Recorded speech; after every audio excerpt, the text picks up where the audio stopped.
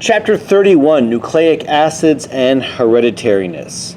The hereditariness, the genes, the information that's stored in organisms is stored in DNA, with the exception of some viruses, which still store in RNA. But besides a few viruses, well, many viruses, hereditariness is stored in DNA.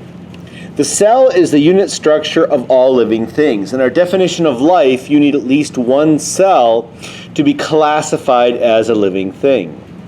And chromosomes are in the cell, or if it's a eukaryote, they're in the nucleus, and they're made up of nucleic acids and proteins, and that is the chromatin that makes up chromosomes. And chromosomes are made up of DNA, deoxyribonucleic acids. In replication, you copy DNA to make more DNA. In transcription, you make RNA from DNA, and then for messenger RNA, that'll be sent out of the cell as a template for a gene to make a protein on a ribosome. Deoxyribose in the DNA is much less reactive than the ribose in the RNA, so DNA is much more stable, which is why DNA is the permanent storage of information, and RNAs are typically temporary working copies. So a nucleoside is formed when a purine or a pyrimidine is linked to a sugar molecule, usually a beta-D-ribofuranose or a beta-D2' deoxyribofuranose. And here we see the difference. Ribose has an OH at the 2' spot, whereas DNA just has a hydrogen at the 2' spot. The purines are called purines. Adenine and guanine are purines because their structure resembles that of purine. Cytosine and thymine and uracil, the pyrimidines, resemble pyrimidine in their basic structure. So here you see adenine and guanine. Let's look at these structures. And we go back, and you can see their similarity to purine. Cytosine, thymine, and uracil. Thymine is found in DNA only.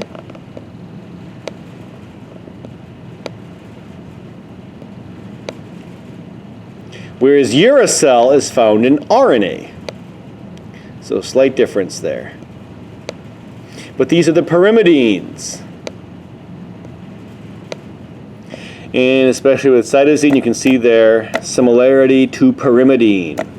So we have 2 purine bases, adenine and guanine, and 3 pyrimidine bases, cytosine, thymine, and uracil. And again, DNA just uses 4, adenine, guanine, cytosine, and thymine. RNA uses 4, adenine, guanine, cytosine, and uracil. And here we see the structure of typical nucleosides containing ribose for RNA. And here are the nucleosides with deoxyribose for DNA. RNA evolved first. Deoxyribose is produced from ribose. DNA evolved much later than RNA.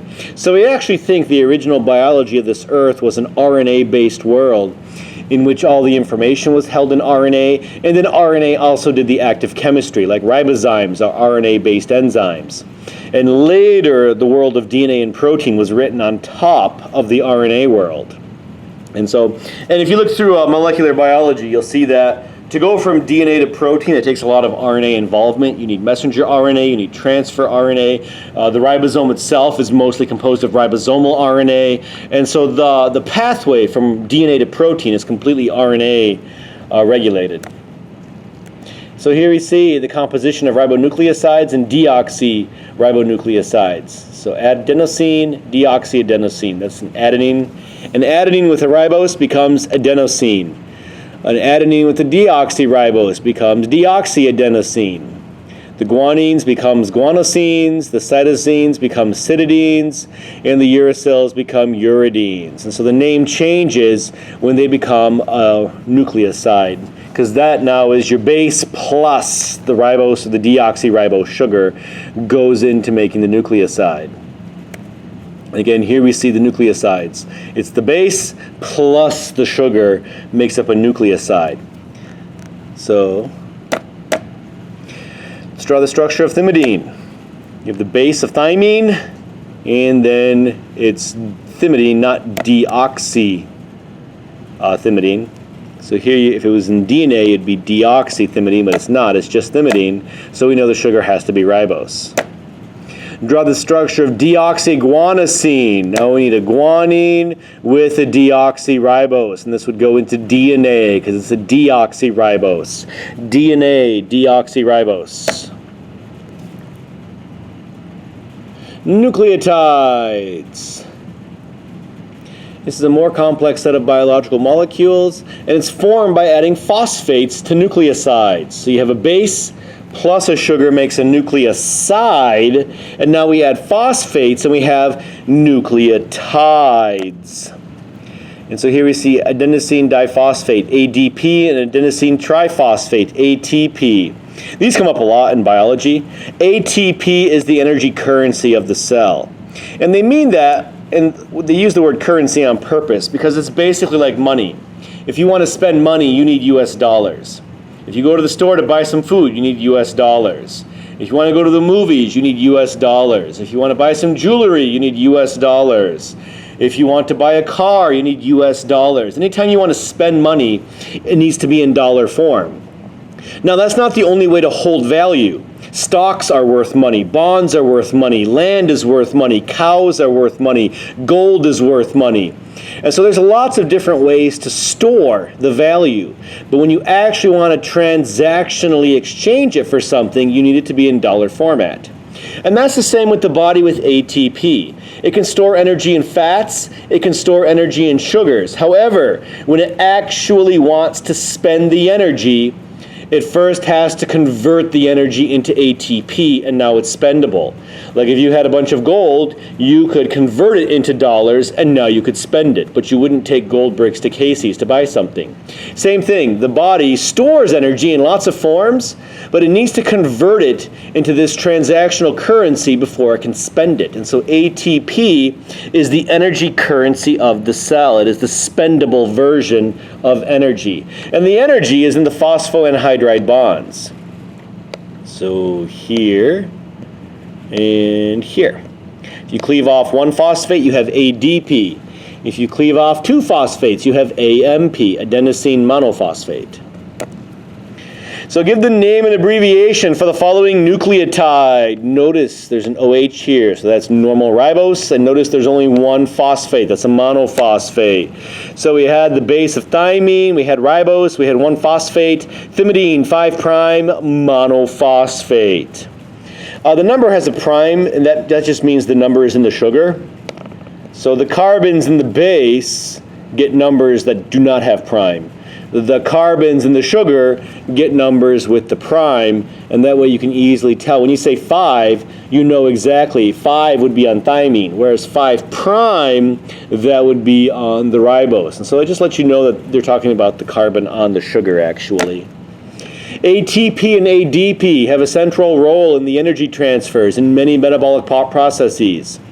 They store and release energy to cells and tissues. And again, ATP is the energy currency of the cell. All energy is turned into ATP and also GTP. GTP and ATP are similar. They're both energy currencies. If you get into more advanced biology classes, you'll see that some enzymes like ATP and some enzymes like GTP. So it's like dollars versus euros.